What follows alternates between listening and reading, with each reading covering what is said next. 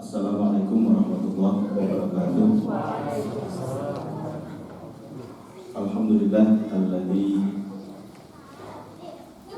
an'amana bi nikmatil iman wal islam alladzi allafa baina qulubina fa asbahna bi nikmatihi ikhwana. Alladzi khalaqal mauta wal hayata liyabluwakum ayyukum ahsanu amala. Wassalatu wassalamu ala habibina wa nabiyyina Muhammadin ibn Abdillah wa ala alihi wa sahbihi wa man wala la nabiyya ba'dah la haula wa la quwwata illa billah. Ibu bapak jamaah salat maghrib, salat isya Masjid As-Salam Al-Jasari rahimakumullah, azzakumullah, akramakumullah, hafizakumullah. Mudah-mudahan senantiasa dalam penjagaan Allah, mudah-mudahan senantiasa dalam hidayah, taufik, inayah, riayah Allah Subhanahu wa ta'ala.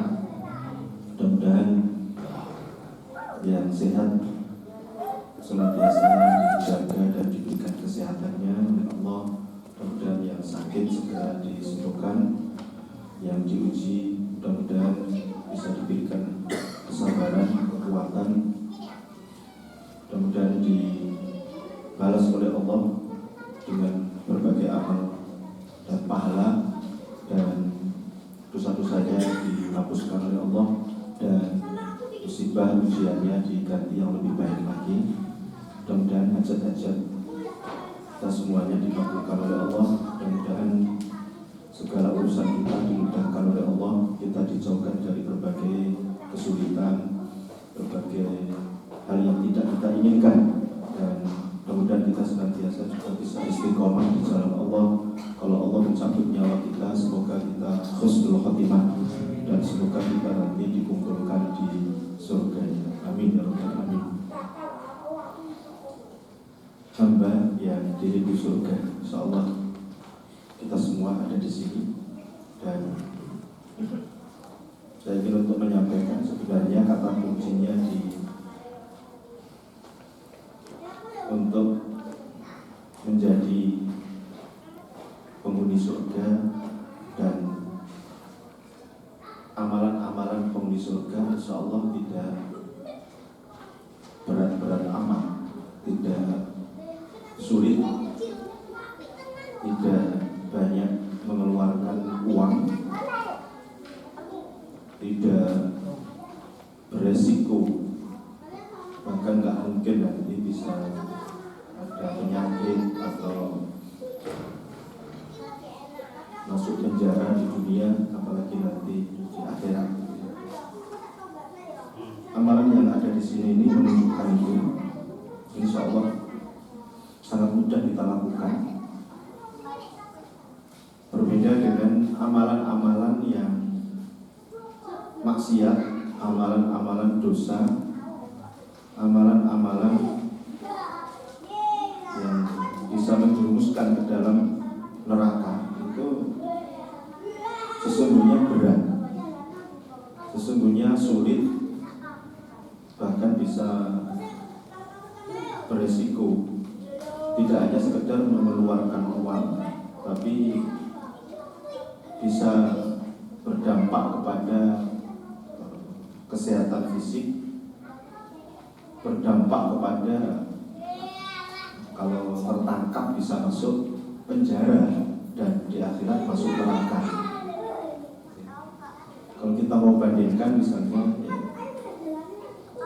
kita ngaji seperti ini, poin nomor 3 ini, nggak perlu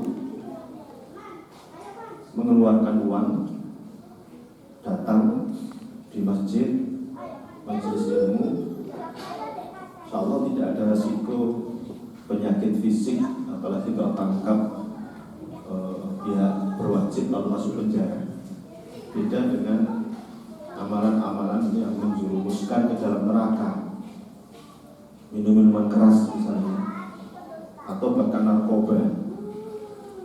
Minuman keras sebut saja, misalnya ada banyak merek ya, ada misalnya informasinya ya, saya sendiri juga tidak tahu, misalnya vodka, topi miring, itu kan harus beli dengan sejumlah uang. Kira-kira berapa harganya vodka? Kopi miring vodka harganya sampai berapa? Gue nggak tahu. Alhamdulillah. Kalau itu diminum itu bisa merusak otak, bisa membakar otak, dan kalaupun tertangkap bisa masuk penjara. Minuman keras, apalagi narkoba, pasti dampaknya kepada fisik dan juga kalau tertangkap itu bisa masuk penjara, bahkan hukuman mati. Berat, padahal itu menjerumuskan atau mengarah kepada neraka. Beda dengan misalnya tadi nomor 3 kita ngaji seperti ini, tempatnya juga enak, nyaman gitu. Tapi kalau dibanding-bandingkan itu kan jauh lebih banyak yang minum-minuman keras dibandingkan yang datang ngaji seperti ini. Judi, kokain misalnya, itu yang pertama mengeluarkan uang. Nebak angka togel itu kisaran berapa misalnya? Saya tahu togel itu berapa biasanya? Gak tahu juga ya. Itu kalau ketahuan ketangkep masuk penjara ya. Berzina baik di lokalisasi resmi atau selingkuh atau punya simpanan macam-macam gitu, atau ya dengan pelacur gitu BSK itu yang pertama dari sisi mengeluarkan uang juga kan gitu.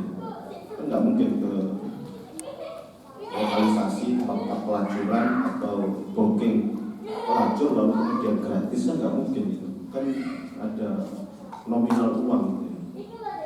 Berapa kira-kira misalnya booking pelacur? Nggak tahu juga ya. Alhamdulillah. Kalau di media itu kan pernah sampai puluhan juta, ada yang ratusan juta sekali kencang gitu ya. Di media-media itu loh, ada yang short time, ada yang part time dan macam-macam gitu. Padahal zina ini tidak hanya mengeluarkan uang nominal, tapi juga dampak kepada kesehatan fisik, bisa HIV, AIDS, yang ini sebenarnya bukan penyakit tapi hukuman dari Allah. Penyakit kelamin itu bukan semata penyakit, tapi ini hukuman dari Allah, dan mulai dari awal dulu gonta ganti. Saya nggak tahu yang awalnya penyakit kelamin itu apa kan. Kita pernah ada apa namanya, raja singa, kencing nanah, gonorrhea, sipilis, terus apa lagi penyakit-penyakit yang terkait dengan kelamin yang karena zina ini gonta ganti. Sekarang AIDS bilang zina. Belum dengan kita melihat bagaimana hukuman dalam Islam kalau orang itu berzina sebelum menikah, belum nikah, itu kalau hukuman Islam kan terancam dicambuk 100 kali. Kalau sudah nikah dirajam sampai mati. Dan kalau tidak dilakukan nanti akan ada proses berikutnya di akhirat. Belum lagi dengan nanti rumah tangga biasanya rusak. Nah, banyak mencuri juga resiko tertangkap, masuk penjara, korupsi juga. Yang mereka juga kadang-kadang ya, butuh modal juga untuk bisa itu gitu. Maka sebenarnya kata kuncinya itu di masuk neraka itu berat, masuk surga itu ringan, amalannya mudah. Tetapi kita semua tahu meskipun amalan masuk surga itu mudah, nggak banyak yang mengarah ke sana. Dan sebaliknya neraka itu berat, beresiko seperti tadi, tapi kok banyak sekali. Nah ini yang perlu untuk nanti kita pikir, kita gunakan akal kita untuk ya mulai berpikir yang lebih serius. karena kita sudah usia ini dan kita selalu dikejar oleh yang namanya kematian. Al-maut itu mengejar kita dan mengintai kita. Maka kalau kemudian kita masih berpikir sebagaimana orang di luar sana, apalagi misalnya kan kita pernah juga mendengar ada semboyannya anak muda itu dipuas-puasin mumpung masih muda, kan begitu ya. Muda foya-foya, tua kaya raya, mati masuk surga. Itu kan surga ini baik gitu. Kok nyimut gitu ya. Jadi nggak bisa dengan cara semacam itu. Baik, sebenarnya banyak sekali, tidak hanya 12 poin ini dalam Al-Quran dan hadis yang jelas menunjukkan bahwa surga itu rindu kepada orang-orang yang ada di poin-poin berikut ini. Bahkan nomor 12 itu bahasa hadisnya adalah langsung ya dengan bahasa al-jannatu mustaqotun ila arba'ati nafar. Surga itu rindu kepada 4 golongan. Yang pertama talil Quran, yaitu orang yang membaca Al-Quran tidak setahun sekali ketika Ramadan tadarus, tapi rutin harian. Talil Quran ini artinya rutin, tiada hari tanpa baca Al-Quran terus begitu ya. Meskipun barangkali satu hari cuma bisa 1 juz gitu ya, itu nggak apa-apa, rutin terus gitu. Menjadi kegiatan harian, rutinitas harian, wirid harian, itu Al-Quran. Bagaimana tidak, surga rindu kepada orang yang aktif rutin baca Al-Quran, karena Al-Quran itu sendiri adalah firman Allah. Kalau Allah pasti akan dicintai oleh Allah gitu ya. Baik, yang kedua adalah hafidhul lisan, orang yang menjaga lisan, ucapan gitu ya. Karena memang lidah ini tidak bertulang, tapi tajamnya bisa melebihi pedang. Rasulullah ketika pernah menyampaikan ihfad lisanaka, jagalah lisan panjenengan, itu beberapa sahabat kemudian bertanya, ya Rasulullah, apakah dengan lisan seseorang bisa masuk neraka? Kata Rasulullah, bahkan bisa masuk neraka sampai sedalam 70 tahun perjalanan. Maka jagalah lisan, bahkan aktsaru ma yudkhilun nasun nara al-jumratan al-famu wal faraj. Mayoritas orang masuk neraka karena 2 lubang, yaitu al-famu lisan dan al-faraj yaitu kemaluan. Yang perlu hati-hati. Mulutmu adalah harimau, ajining rogo saka busono, ajining diri saka lati. Kalau tidak bisa bicara baik, lebih baik diam. Itu karakteristik seorang beriman kepada Allah dan hari akhir. Yang harus lebih banyak menjaga lisan itu kaum laki-laki, bapak-bapak. Kalau di kita itu ada orang yang banyak ngomong, itu kan akhirnya komentar panceni lambilangan. Nah ini perlu untuk lebih sungguh-sungguh dan lebih serius para bapak, para laki-laki ya. Hafidhil lisan, penjaga lisan. Bicaralah kalau perlu bicara, dan kalau bicara itu yang perlu-perlu saja.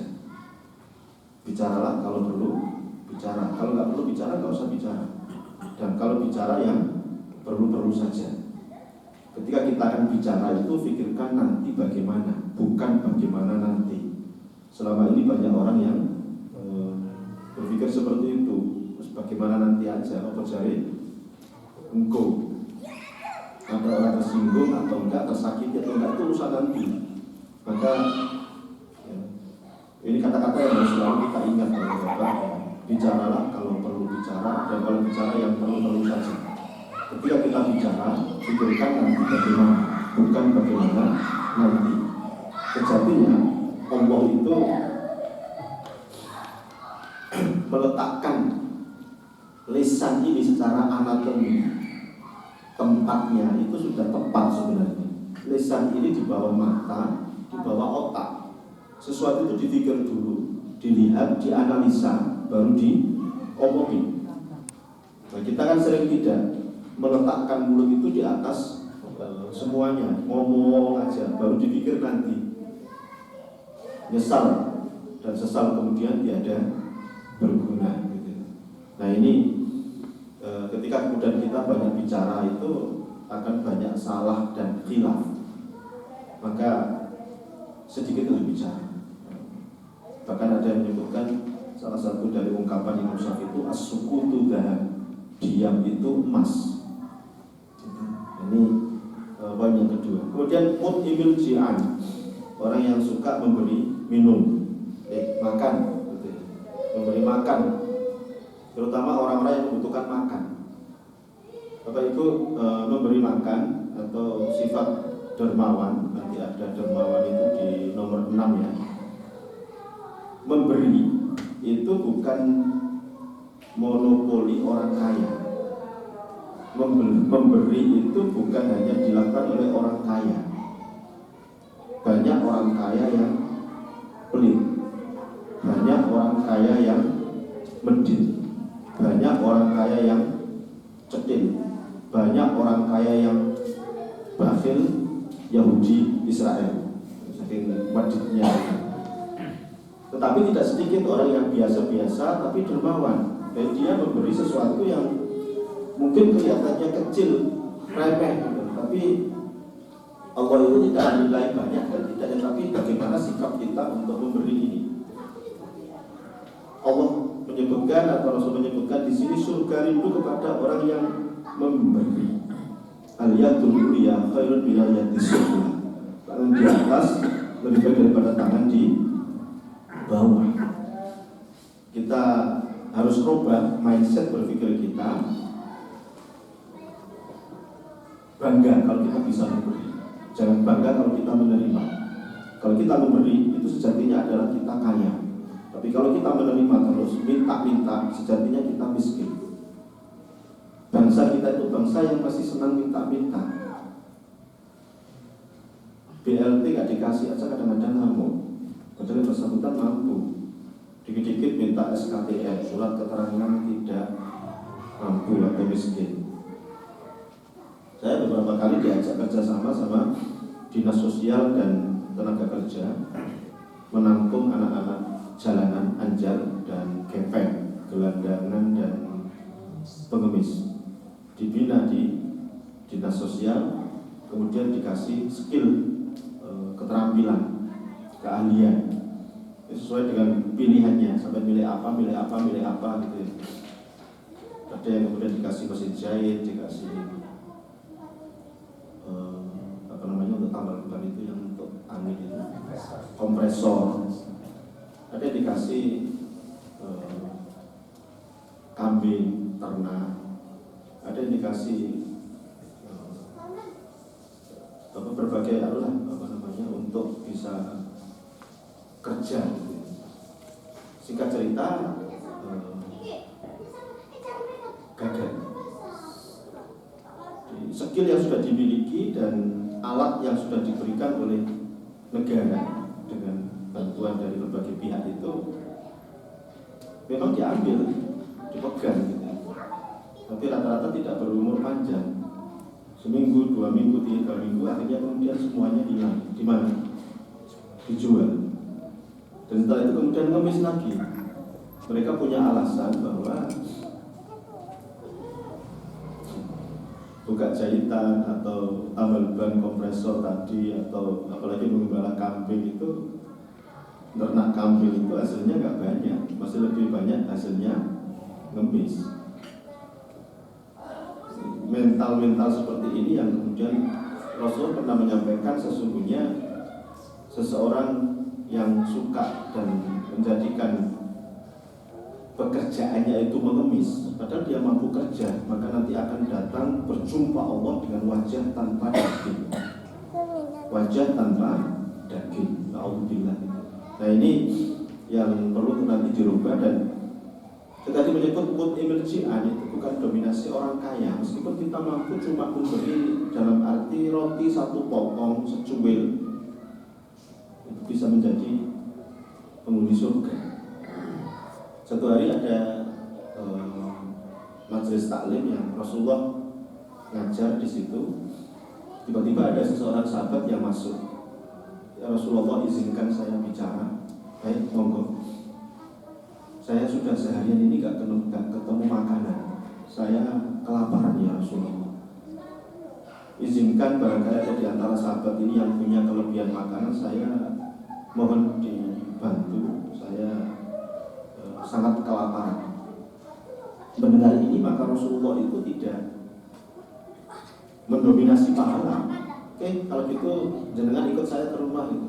Tapi Rasulullah kemudian menawarkan kepada sahabat yang hadir di situ di pengajian itu, siapa di antara panjenengan yang siap untuk menjamu sahabat ini? Semua sahabat ngacung, saya siap, saya siap. Sahabat yang ngacung ini tidak ada gambaran di rumah ada apa, yang penting pokoknya siap berbuat baik, siap menjamu tamu yang kelaparan ini. Baik, Rasulullah kemudian menunjuk kepada seseorang yang paling awal ngacung. Kalau gitu panjenengan silakan dibawa. Sahabat ini diajak pulang, dijamu makan. Baik, sampai di rumah, sahabat ini tanya kepada istrinya, ada apa di rumah? Ada makanan apa di rumah? Istrinya kemudian menjawab, tidak ada apa-apa. Sepotong roti pun tidak ada. Baik, ayo dicari lagi, barangkali masih ada terselip atau apa makanan gitu. Alhamdulillah dengan izin Allah, suami istri ini, sahabat ini kemudian menemukan ada katakanlah satu saset bubur bayi yang kalau dimasak itu tinggal cuma selepek. Tahu selepek ya? Ini masih besar ini. Selepek itu yang bawahnya cangkir itu, apa namanya? Lepek lah. Cuma segitu gitu. Alhamdulillah ada. Tapi kemudian akhirnya suami istri ini bingung bagaimana cara menyuguhkannya. Kan tidak mungkin disuguhkan kepada satu tamu sahabat yang kelaparan ini, lalu kemudian tuan rumahnya nanti bagaimana? Akhirnya kemudian berpikir gimana caranya. Dua suami istri kemudian menemukan cara, tolong lampu dimatikan. Di meja makan, bubur yang selepek ini kita suguhkan kepada tamu kita, dan nanti di meja saya di atas, di depan saya itu cuma lepek sama katakanlah sendok atau garpu. Nanti saya akan kurang-kurang makan. Baik, singkat cerita, kemudian sahabat yang lapar ini kemudian menyantap makanannya, bubur yang selepek itu, dan ketika sudah selesai maka kemudian undur diri pulang.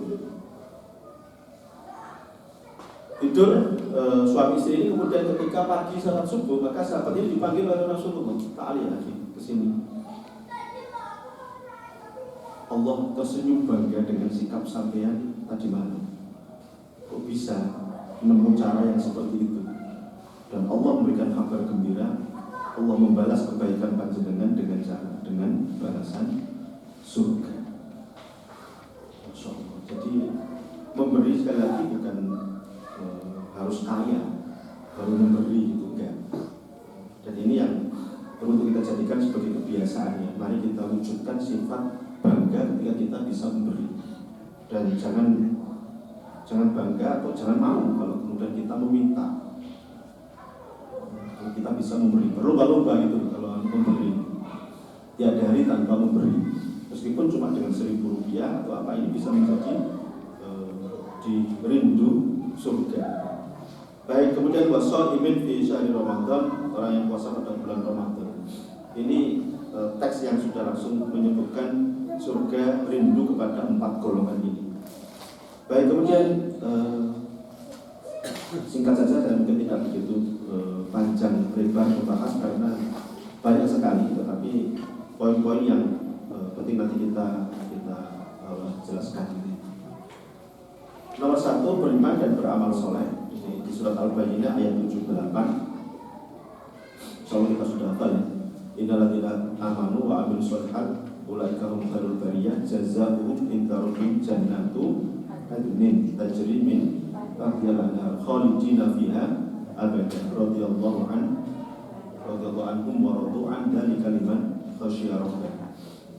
Di surga itu untuk orang-orang yang beriman dan beramal soleh. Iman dan amal soleh itu satu kesatuan yang tidak bisa dipisah. Iman itu amal soleh itu iman.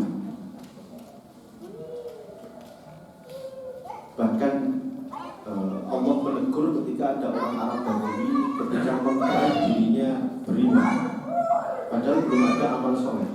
Di surat Al-Hujurat ayat 13 itu nggak salah. Itu qalatil a'rabu amanna qul lam tu'minu walakin qulu aslamna walamma yadkhulul imanu fi qulubikum. Ketika orang-orang Arab Badui, orang Arab desa, dia mengatakan kami beriman, maka langsung dibantah oleh Allah. Saya mengatakan seperti itu, tapi katakanlah kami Islam. Kenapa? Karena iman itu belum masuk dalam hati sanubari dan belum dibuktikan dengan amal nyata. Itulah maka kemudian seseorang dengan mengucapkan 2 kalimat syahadatain itu bisa disebut muslim, tapi belum tentu disebut mukmin. Iman itu di atas Islam. Maka sebenarnya iman ini harus terpenuhi 3 hal. Yang pertama tasdiqun bil qalbi, yang kedua qaulun bil lisan atau iqrarun bil lisan, dan ketiga adalah amalun bil arkan. Mengakui dalam hati, membenarkan dalam hati, kemudian diikrarkan, diucapkan dengan lisan, dan dibuktikan dengan amal perbuatan. Kalau ada orang beriman, ngaku beriman lalu kemudian tidak sholat, maka nonsen, nggak benar. Kalau ada orang beriman, ngaku beriman, dia ngaku beriman, orang Islam ngaku beriman, lalu kemudian nggak puasa Ramadan, nggak zakat, padahal sudah wajib zakat, nggak haji, padahal sudah haji, maka itu imannya perlu dipertanyakan karena tidak mengamalkan amal soleh ini. Jangan kalau buka di banyak ayat Al-Quran ini sampai kepada surat wal asr, demi waktu asma, demi masa, demi waktu asar, innal insana lafi khusr, sesungguhnya orang itu pada dalam kerugian, illal ladzina amanu wa amilus iman dan amal soleh. Jadi iman harus dibuktikan. Maka ya jangan hadir seperti ini di masjid seperti ini, majelis ilmu seperti ini, itu juga dalam rangka untuk membuktikan keimanan kita kepada Allah. Baik, yang kedua, surga rindu kepada orang yang berjihad di jalan Allah. Di surat As-Saff ayat 10-12, Rasulullah sudah hafal juga yang tidak malu hal adukum dijaratin tunjikum min adamin lim tu'minuna billahi wa rasulullah tujahiduna fi sabilillah bi amwalikum wa anfusikum yaghfir lakum dhunubakum wa yudkhilkum jannatin tajri min tahtiha al-anhar wa masakin wa thayyibatan fi jannati 'adn dzalikal fawzul 'adzim. Surga itu kepada orang-orang yang suka berjihad. Tetapi Bapak Ibu, jihad itu tidak hanya diartikan perang. Saya berkali-kali menyampaikan ya di majelis ini, jihad itu sebenarnya ada 5: tablimi, taklimi, mali, siasi, dan kitali. Jihad tablimi itu tablim, menyampaikan secara lisan, ceramah, pidato, khutbah gitu. Yang kedua jihad taklimi dalam bidang pendidikan. Pendidikan pun ini ada 2, formal dan non formal. Formal itu yang PAUD, TK, SD, SMP, SMA, dan seterusnya. Non formal yang tidak formal seperti ini. Jadi jenengan pada sore hari ini sedang berjihad dalam bidang taklim pendidikan non formal ya, makanya nanti akan banyak sekali ada keutamaannya. Jihad yang kedua ini, termasuk nomor 3 ini, tiket masuk surga. Dengan booking tiket masuk surga. Yang datang untuk menuntut ilmu itu nanti dimudahkan oleh Allah baginya masuk surga. Ini nomor 3 ini jihad taklim dalam bidang pendidikan. Bahkan dalam sebuah hadis, ketika seorang itu menuntut ilmu seperti ini, lalu kemudian qadarullah atau mentakdirkan meninggal dengan cara apapun dalam perjalanan, kemudian kecelakaan, atau ketika ngaji lalu kemudian ngantuk terus kebablasan mati begitu, dan beberapa kali terjadi itu ngantuk terus kebablasan mati, terutama yang senden ya, dan pojok lagi itu hati-hati. Pernah terjadi senden, pojok, ngantuk pengajian terus mati, meninggal. Nggak ketahuan karena sender gitu, jadi nggak jatuh. Hati-hati. Termasuk juga ustadznya pernah mengisi pengajian seperti ini lalu kemudian jatuh. Itu kata Rasulullah, ditempatkan nanti di surga sederajat dengan para nabi, para syuhada dan orang-orang soleh. Masya Allah, luar biasa. Kita nggak ada wajah-wajah soleh, dan kita bisa ditempatkan sederajat dengan para nabi, para syuhada dan orang-orang soleh. Wajah-wajah kita ini wajah-wajah nawakal, beling, bewablek, masih suka kenyangan, nawaran, gitu. Sholat juga sudah jam sekian, itu sudah ditawar, gitu. Kadang-kadang sampai ada yang dijamak asar dengan maghrib, ada yang sholat subuh jadi subha karena dijamak dengan duha, gitu. Tapi kalau kemudian kita mengikuti ini, Allah akan menempatkan sederajat dengan para nabi, para syuhada dan orang-orang soleh. Barang siapa yang ingin datang ke taman-taman surga, maka hadirilah majelis-majelis ilmu. Ada di masjid atau di tempat-tempat yang lain, di mana di situ dibahas ilmu Allah. Itu taman-taman surga. Yang datang ke tempat itu maka dialah calon-calon penghuni surga. Insyaallah kita semuanya calon-calon penghuni surga. Amin.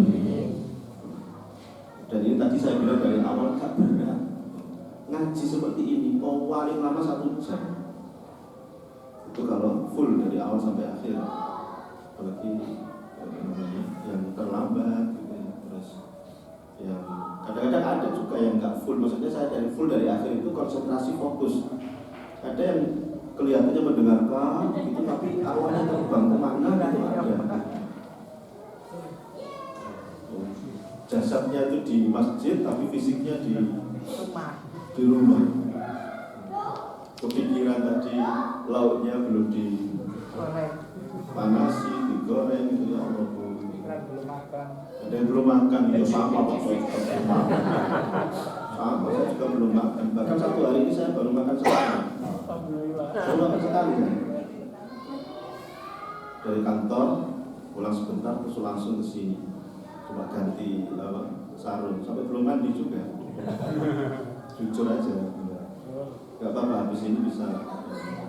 Jadi ujian taklim dalam bidang pendidikan ya. Nomor 3, ujian dalam bidang mali, harta. Seberapapun yang kita keluarkan di jalan Allah itu tidak hanya jihad. Yang keempat, ujian dalam bidang siasi, politik. Kalau ahli atau berkecimpung dalam bidang politik, atau kita tidak ikut masuk di dalam politik, tapi kita ikut menyuarakan di partai politik tertentu, itu jihad. Yang kelima, jihad dalam bidang perang. Nah ini itu nomor 2 ini jangan langsung diartikan jihad itu adalah perang. Ini yang kedua. Baik, nomor 3 adalah menuntut ilmu agama. Ini yang sudah kita lakukan dan insya Allah rutin akan kita lakukan ya.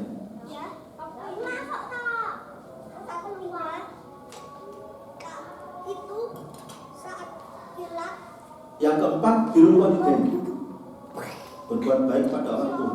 Ini pun tidak sulit sebenarnya. Yang masih hidup, ya tolong. Di antara dengan kita wajib mendoakan. Doa untuk birrul walidain itu kita semua sudah hafal, ya. Dan ini tolong jangan ditinggal, rutinkan. Ini. Rabbi firli wa liwalidayya warhamhuma kama rabbayani shaghira. Kita semua tahu ya, dalam Islam tidak ada hukum karma. Tetapi kalau kita berbuat baik kepada orang tua, nanti akan dibalas oleh anak-anak kita. Kebalikannya, kalau kita durhaka sama orang tua, pasti akan dibalas durhaka sama anak-anak kita. Hadis Rasulullah, birru abakum abarakum abnaukum. Berbaktilah kalian, baikilah kalian kepada bapak ibu kalian. Niscaya kalian akan dibaiki oleh anak cucu kalian. Maka ketika kemudian ada seorang anak sama durhaka sama bapak ibunya, itu pasti bapak ibunya durhaka sama bapak-bapak. Ya. Jadi Allah akan langsung balas di dunia. Ketika kemudian ada anak bapak yang, ibu yang sekarang orang tua yang kemudian merasa anakku kok kayak gini, anakku kok durhaka, maka kita mungkin pernah durhaka sama bapak ibu kita. Kita sering kemudian menyalahkan anak ada kenakalan remaja, kenakalan anak-anak, tapi kita jarang kemudian menyinggung ada kenakalan orang tua. Betul, kenakalan bapak ibu. Kacang orang ninggal. Gimana bu? Kalau ada anak nakal, pak ibunya mesti nakal. Pasti anak itu lahir dalam keadaan fitrah. Kullu mauludin yuladu ala fitrah. Setiap anak dilahirkan dalam keadaan fitrah. Fitrah itu Islam, suci, bersih, putih. Kata Rasulullah, fa'abawahu yumawidani au yunasirani au yumajisani. Bapak ibunya menjadikan anak itu Yahudi, Nasrani atau Majusi. Atau bapak ibunya menjadikan anak itu jadi jelek, rusak, nakal, karena bapak dan ibunya tidak menjalankan fungsi sebagaimana mestinya. Kerjanya cuma kerja, gak ngurusi anak-anaknya, gak ngurusi akhiratnya, ngajinya seperti apa dan lain sebagainya. Bapak sudah saya sekolahkan di sekolah yang itu langkah yang harus kemudian disempurnakan. Bagaimanapun tetap harus bertanggung jawab. Maka birrul walidain ini penting ya dalam rangka agar nanti kita dibaiki oleh anak-anak kita. Itu kalau masih hidup ya. Kalau sudah meninggal ya kita tetap doakan, lalu kemudian kita jalankan perintahnya, orang tua, nasihat-nasihatnya. Terus birrul walidain yang sudah meninggal itu kita bisa infak sedekah, kita atasnamakan bapak ibu yang sudah meninggal sampai itu di kitab Ar-Ruh karangan Ibnu Qayyim Al-Jauziyah. Kemudian jangan menghina orang tua. Rasulullah suatu kali menyebut begitu, jangan kalian menghina orang tua kalian. Ya Rasulullah, apa mungkin anak menghina orang tua? Kata Rasulullah, dengan dia menghina orang tua temannya orang lain, itu sejatinya dia telah menghina orang tua sendiri. Terus nyambung hubungan baik orang-orang yang pernah disambung oleh orang tua kita, itu birrul walidain. Bapak ibu kita dulu pernah nyambung hubungan baik dengan si A, si B. Ketika sudah meninggal tetap disambung, itu birrul walidain. Nah ini hati-hati ya. Jadi kita baik sama orang tua nanti akan dibaiki oleh anak cucu kita. Durhaka sama orang tua pasti akan didurhakai oleh anak cucu kita. Alhamdulillah. Ya. Terus doa itu kan 3 amalan yang nanti akan terus mengalir meskipun yang bersangkutan sudah meninggal, yaitu sedekah jariyah, ilmu yang bermanfaat, dan anak soleh yang mendoakan kedua orang tuanya. Terus ya, jadi kita awali dari kita dulu. Baik, ahli sholat, ahli puasa, ahli infak, sedekah, ahli jihad. Nanti ada pintu khusus ya di surga, ada bagus sholat, pintu sholat. Dia akan memanggil, baik fulan, jenengan ahli sholat, tidak ada yang wajib di waktu yang sunnah-sunnah, masuklah ke sini. Ahli puasa namanya Ar-Rayyan, kemudian ahli infak sedekah bagus sedekah, babul jihad, itu semua akan memanggilnya. Nah ini kita upayakan nanti kita mengambil yang di sini. Kemudian di surat Ali Imran 133-136 ya, orang yang dermawan. Jadi tolong saya tegaskan di awal, dermawan itu tidak harus kaya. Banyak orang dermawan yang biasa-biasa saja gitu, tidak harus kaya. Sebaliknya banyak orang kaya yang pelit, suka memaafkan. Dalam Islam tidak ada maaf bagimu. Dalam Islam wa anta'fu aqrabul taqwa. Memberilah maaf itu dekat kepada ketakwaan. Ya. Suka memaafkan, jangan maafin aja kalau ada orang berbuat salah. Kok enak Pak? Memang begitu ajaran Islam. Rasulullah orang yang paling baik, bahkan beliau disikapi jelek dibalas dengan yang baik. Tidak hanya sekedar memaafkan, bahkan beliau dijeleki ketika beliau datang ke Taif, dakwah ke Taif, menyampaikan ajaran Islam, itu dilempar batu sampai berdarah. Beliau kemudian istirahat sejenak di salah satu kebun anggur atau lewat kebun unta ya. Malaikat datang kepada beliau, ini namanya Malakul Jabal, malaikat gunung. Ceritanya malaikat ini diperintahkan oleh Allah untuk menawarkan kepada Rasulullah, ya Rasulullah, aku diperintahkan oleh Allah untuk mengangkat gunung Taif, lalu kemudian aku berikan, aku timpakan kepada penduduk Taif yang melempari batu panjenengan tadi itu. Seandainya panjenengan oke, setuju, akan akan aku angkat langsung. Apa kata Rasulullah? Jangan. Bahkan didoakan Bapak Ibu. Allahumma hdi qaumi fa innahum la ya'lamun. Ya Allah, berikan hidayah kepada mereka karena sesungguhnya mereka tidak tahu. Kalau mereka tahu bahwa aku adalah nabimu, rasulmu, gak mungkin mereka akan melakukan seperti ini. Luar biasa. Disikapi seperti itu bahkan didoakan gitu. Kalau kita kan ya wis kapok kok kapok kan begitu ya. Enggak ada dalam Islam jiwa pendendam. Pandai menahan amarah. Jadi Muslim calon penghuni surga orang yang sabar, enggak ngamukan, enggak marahan. Kita ini kan terkenal ngamukan, marahan. Anak pecah piring mau ngamuk, dimarahi entek ngamek kurang golek. Padahal pecah piring ini hadiah sabun. Nanti kan beli sabun lagi dapat piring. Maksudnya kegunya teman-teman gitu. Kesenggol langsung terus ngamuk gitu. Dulu ini itu dan sebagainya. Pulang makan masakan istri kurang asin, kurang atau kasih aja ngamuk. Ya Allah. Kan solusinya gampang. Kalau masakan istri kurang asin, diam-diam ke dapur ngambil gampang baik sendiri. Kalau kasihnya diam-diam ke dapur ngambil air kerocok bayi selesai. Kan begitu.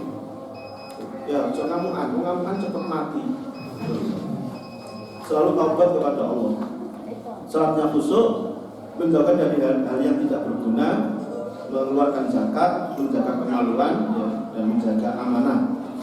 Bersyahadat dengan benar, ya, syahadat la ilaha illallah Muhammad Rasulullah. Mungkin insyaallah berkali-kali sudah saya sampaikan ini. Kemudian memelihara dan melayani anak yatim. Ana waqafu yatim fil jannati hakadha wa asyara bisababa wal wusta wa farraja bainahuma. Saya dan yang menyantuni anak yatim itu di surga seperti ini, jari tengah dengan jari telunjuk. Sedekat jari tengah dengan jari telunjuk. Bertetangga dengan Rasulullah, maka jangan sia-siakan, jangan disia-siakan. Cari sekitar kita kalau ada anak yatim piatu, santuni rutin bulanan. Tidak harus mahal, 50.000, 100.000 gitu. Alhamdulillah sudah saya lakukan bertahun-tahun dan insya Allah mendapat banyak sekali balasan dari Allah Subhanahu Wa Taala. Paling tidak setahun sekali. Pas Ramadan kita undang ke rumah, kita ajak makan untuk buka puasa atau kita berikan kotaan aja. Karena itu kita doakan sambil kita undang, kita kasih makan buka puasa kotaan, kemudian nanti kita kasih amplop untuk beli baju lebaran. Tahun sekali. Kalau bisa ya rutin setiap bulan 50.000, 100.000 macam-macam. Nanti akan bertetangga dengan Rasulullah sedekat jari tengah dengan jari telunjuk. Ini harus kita upayakan ya. Kemudian membangun masjid sekecil apapun, bahkan disebut di sini adalah sekecil sarang burung. Allah akan membangunkan istana di surga. Masjid, musola atau lembaga-lembaga keislaman juga, sekolah, SD, SMP, macam-macam masuk dalam kategori ini. Allah akan membangunkan istana di surga. Makanya ada orang kaya yang dermawan itu bilang bahwa jenengan luar biasa ya. Uangnya kan nanti harta itu tidak dibawa ke mati, tidak dibawa mati. Beliau bilang salah itu. Harta itu dibawa mati. Kok bisa tuh? Kok bisa Pak itu? Iya, tempel di masjid, ya, serahkan ke masjid, serahkan ke panti asuhan, serahkan ke lembaga-lembaga Islam, berikan kepada anak yatim piatu tadi dan proyek-proyek Islam lainnya, dakwah dan lain sebagainya. Nah ini. Kemudian menebar salam, memberi makan, silaturahim dan qiyamul lail. Salam ini tidak hanya sekedar mengucapkan assalamualaikum, tapi kata Rasulullah, tebarkan salam itu dimanapun berada. Salam itu artinya selamat, sejahtera, nyaman, damai. Jadi orang jangan isru. Dimanapun berada kita menciptakan kenyamanan, kedamaian, ketentraman, kebahagiaan, kesejahteraan dengan ucap kita dan sikap kita di masjid, majelis taklim, di rumah, di tempat kerja dan lain sebagainya gitu. Nah, itu namanya tebarkan salam. Kemudian yang kedua di sini memberi makan tadi sudah ya, silaturahim dan qiyamul lail. Jadi ini Bapak Ibu beberapa poin yang menjelaskan bahwa amalan-amalan penghuni surga insya Allah sudah kita lakukan, tetapi mari kita lebih tingkatkan lagi dan jangan mikir yang lain-lain gitu ya. Gak usah ikut-ikutan ngalor gitu, gak karuan, padahal jelas-jelas itu dosa dan maksiat gitu ya. Amalan penghuni surga insya Allah ringan, mudah. Amalan penghuni neraka ternyata berat dan banyak resiko. Walaupun